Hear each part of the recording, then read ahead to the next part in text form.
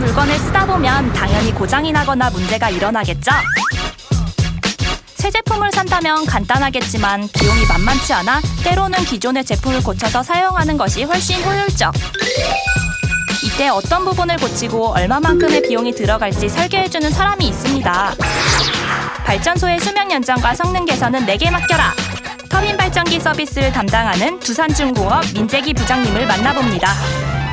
두산중공업에는 이제 여러 가지 비즈니스 그룹이 있습니다. 그 여러 가지 비즈니스 그룹 중에서 터빈 발전기 비즈니스 그룹 내에 또 서비스 비유라는 조직이 있는데 그 비유 내에서 영업 프로포자를 담당하고 있는 민재기 부장입니다.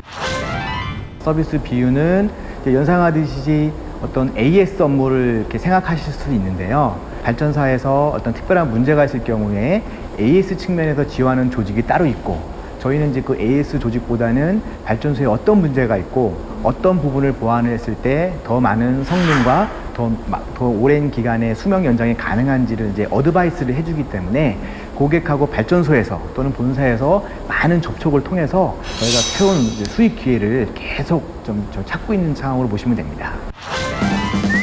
느려지고 사양이 떨어지는 컴퓨터를 가지고 있는 당신. 인내심에도 한계가 있다. 답답함에 폭발해버릴지도 모릅니다. 그러나 이렇게 조금만 손을 본다면 수월하게 작동 오케이. 이보다 더 좋을 순 없겠죠.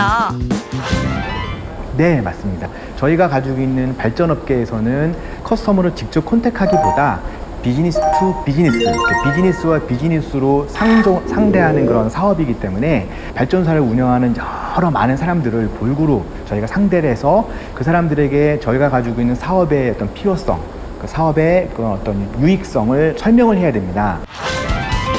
실생활에는 물건이 고장날 경우 여러 가지 방법으로 고치는 경우가 많은데 발전소는 스케일이 다릅니다. 새롭게 지으려면 많은 인력과 시간이 필요한 현실.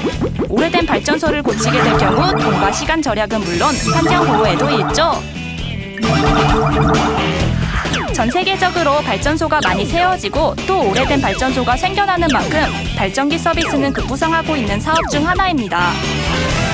우리나라 발전소만 해도 이미 한 30년을 30년을 육박하거나 20년은 넘은 노후 발전소가 많고 이미 전 세계적으로도 그런 노후 발전소가 많이 산재해 있기 때문에 이런 노후 발전소를 이제 업그레이드해서 새로운 그런 가치를 창출하는 사업은 이제 한 10여 년 전부터 전 세계적으로 많은 선진사들은 이미 상당한 안정화된 수준에 이뤘고 우리 회사를 비롯한 우리나라에도 최근에서야 그 가치를 인정받아서 점차로 이제 성장하고 있는 새로운 유망 사업으로 보시면 됩니다.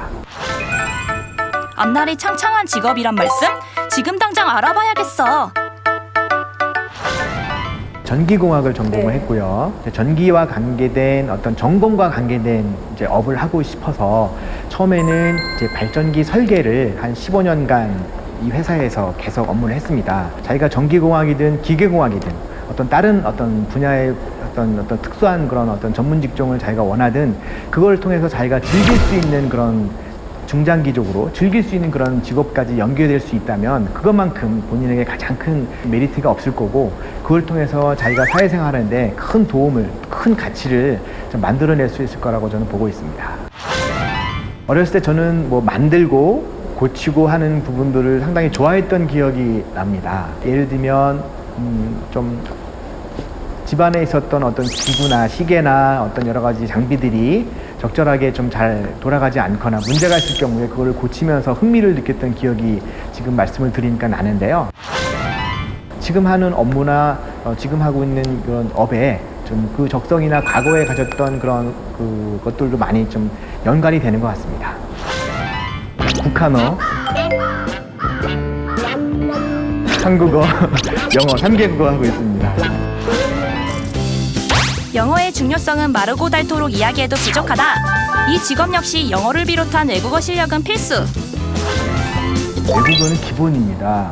일단 영어가 가장 기본이 되겠고요. 영어 이외에 중장기적으로 볼 때 중국어든 일본어든 다른 제3 외국어도 이제 앞으로 점차적으로 이제 수요가 늘 상황이지만 다시 말씀드리지만 영어로 상대방하고 의사소통을 해서 자기의 가진 그 논리를 설명을 해주고 상대방을 설득시킬 수까지의 수준은 저희 업에서는 이제 필수적이라 보시면 되기 때문에 당연히 어떤 토익이나 토플이나 어떤 이런 점수에 기준한 그런 영어 실력보다 실제로 의사소통할 수 있는 실질적인 영어 실력 향상이 저희 업에 있어서는 이제 가장 필요하다고 보겠습니다. 물어보는 거야? You no cold? 콜드. No, it's okay. 오케이. Yes, okay. 사람들하고 좋은 관계를 만들어내고 자기 자신이 자기가 알고 있는 것들을 효율적으로 표현할 줄 알고 또 자기가 가지고 있는 그런 어떤 그 로직을 또 설득력 있게 설명할 수 있는 그런 부분에서의 그 여러 가지 갖추어진 부분들을 특별히 저희는 관심 있게 보고 있습니다.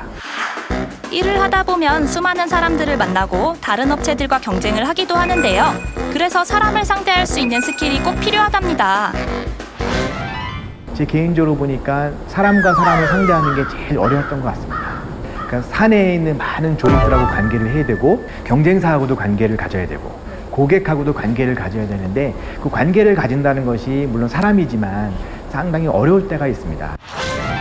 2011년에 저희가 인도 내에 200메가급에 달하는 이제 화력발전소에 보일러, 터빈, 발전기라고 하는 전체 플랜트의 성능 개선을 수주한 적이 있습니다. 그 수주 금액은 이제 다른 프로젝트에 비해서 크지는 않아요. 한 1,300억 정도 되는 금액이었지만 국제적인 장소에 위치해 있는 직원들과 저희가 이제 여러 날을 밤새워서 이제 작업을 해서 수주한 그런 프로젝트였기 때문에 가장 큰 기쁨이 있었고 이제 보람이 있었던 그런 프로젝트로 기억이 됩니다. 큰 금액이 오고 가기 때문에 제안과 설득을 반복하는 협상의 기술이 필요. 그래서 서로 어느 정도 눈치 싸움이 있다는데요. 여러 가지 부분들을 협상을 해야 되기 때문에 당연히 눈치 작전이 있죠. 상대방의 의사나 상대방의 의도를 미리 예측을 하고 그 예측된 그런 기준하에서 저희가 설득을 해야 되기 때문에 상대방의 눈치를 보는 거는 당연히 필요하다고 볼 것 같습니다. 그렇다면 이 직업은 언제까지 할 수 있는 걸까요? 앞으로 10년, 20년 사람이 문화를 영위하는 동안 전기를 안 쓸 수는 없습니다.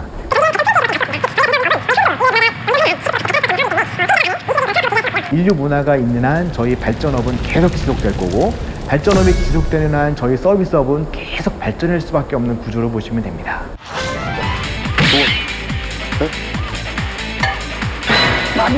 렌즈란 놈은 전기를 자가 발전을 같은 동종업군에 비해서 저희 회사가 가지고 있는 연봉은 상당히 좀 높은 수준으로 보시면 되고요.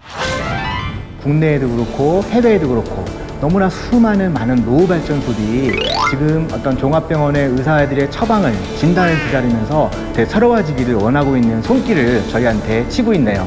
여러분들도 이 발전업에 이 서비스업에 함께 할 수 있는 그런 미래의 비전을 품고 지금부터라도 열심히 자기 개발에 노력을 경진해 주시기 바랍니다. 발전기 서비스 영어과가 되기 위한 필수 요건 5가지. 먼저 설득력이 있어야겠고요. 어느 정도의 영어 실력, 그리고 기계에 대한 관심과 논리적으로 설명할 수 있는 대화의 기술, 서로 윈윈할 수 있는 팀워크가 필요하겠죠. 여러분도 한번 도전해보세요.